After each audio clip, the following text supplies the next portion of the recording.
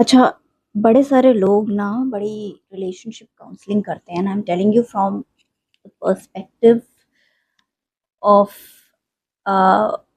the school of thought and experience and everything that I come from so far, because I've been doing this myself and I've been reading a lot of Quora and been following Quora, and I've been on Quora, and I've been Googling a lot of answers with body language and everything. Because why body language was read in my case, because when I started my professional journey, I was taught that there's a certain kind of a body language, which is what kind of a body language is welcoming and what kind of a body language is not welcoming, what is warm, what is not warm, what is formal, what is not formal, all sorts of things.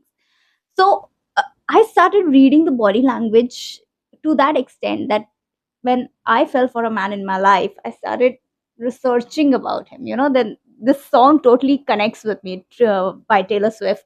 I can read you like a magazine, because that is what a crazy, insane woman will do, who has been coming from a school which has taught her almost everything, from just a language to a body language to the sounds and understanding sarcasm and everything. You really go through all that kind of a learning, and then you try to understand, okay, if he's sitting like this, what does it mean? If he said this, what does it mean? What if he's not adding me on Facebook, what does it mean? So everything had a question with, what does it mean? What does it mean if a man is doing this? What does it mean if a man is doing that?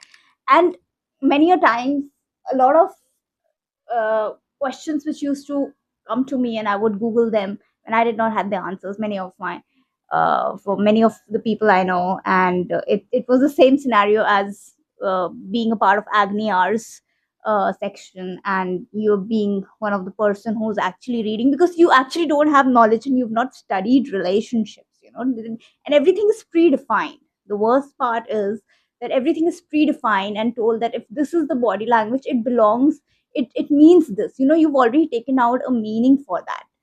And today I stand with, after also going through a medical research and having an experience and understanding the inside body of the individual, excluding the fact that what the gender is like from outside, but the inside journey, which is very common, when I talk about hormones and the emotions and the mind, and when you read all sorts of things and you understand all that you have inside and how it reflects your outside, all your body language, everything that you are studying in a relationship, you can throw it out of the window. I'm telling you, that is rubbish.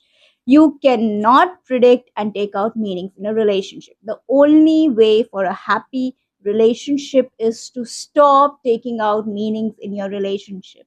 You should have a direct communication, and there is no way around, and that communication has to be the strong and a communication with a lot of strength. You cannot back off with that statement.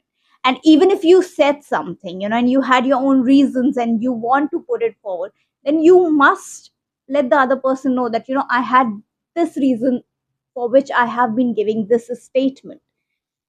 But then for that, the communication from both the sides is very essential. Not that one person is communicating and the other is not. There is no such thing as one-sided love. If even if the one-sided love is there, somewhere down the line, the other side is enjoying the treatment of that one side, enjoying the attention of that one side. It's very easy to let go of Ranbir Kapoor in Ae Dil Hai Mushkil, because she knows the power of having Shah Rukh Khan on the other side.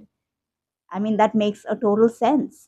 So, in my understanding, the one sided love is just an attention for the other person, for them to feel great about themselves. That there's a man who is checking my house curtains on the Facebook, and he's being so vocal about it. I think. I think any woman is gonna love that. You're standing in an art gallery, and suddenly a man who admires you so much comes from behind and in front of your juvenile boyfriend says, "Oh, I just got to know your house curtains changed on the Facebook." That means somebody is really stalking you. So it's great to have that attention, and whether it is a man or whether it is a woman, people enjoy attention. So don't think that you're wasting your time literally if you're saying that I'm in a one-sided love, you are actually wasting your time, because the other person is actually enjoying the attention. So you might as well come to a conclusion and not waste that many years of your life, and come to a final ground of having a great deal, like what is expected out of both of you, what, how do you want to take it forward. Are you actually, because if you want an association, then that association need to churn into some kind of you're one sided, you're definitely not making love. So you might as well choose to make money. So there has to be some way around that's what the practicality say, and that's what I personally feel. So it is really stupid, after all the years, that my experience says that please don't read body languages in relationship. It will ruin your relationship. Please do not assume anything in relationship. Assumption is the key of destruction.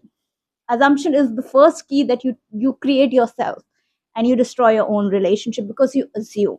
Someone said something, your ears open wide and your mind shuts, and your mouth start being sarcastic, and you don't want to communicate the right things to the person. I do a lot of like, when the person's not talking to me, so I might as well just prick them like a safety pin every time and be like really bad and keep pinching that kabhi to muh khulega ye banda apna. But tried and tested everything, nobody's opening the mouth, you might as well just let it be, because you've done your part. You can't be really getting back and forth and coming up to a conclusion. It's not going to work out. It's really not going to work out, darling. Stop judging your relationship. The only way for a happy marriage or a relationship is to actually come down to a settlement. Yeah, that's the only thing. So try to be confident and fix your marriage, fix your relationship by arranging your settlement. So far your settlements were arranged by your very families, and that's why you have mindset which depends on opinions and advices and consultancy of others. You might as well take the charge in your hand. And the biggest key that I'm giving to everybody right now is that stop assuming, stop creating your own stories, the ghost stories in your head. Stop interpreting, stop predicting your relationship. That's the worst. Don't become an astrologer of your relationship. And just have an open communication. Open communication is 10 times better than having an open relationship. So you won't feel the need of an open relationship if you have an open communication already. So you will settle a lot of things in that process. So it is always good to have an open communication and take your relationship forward.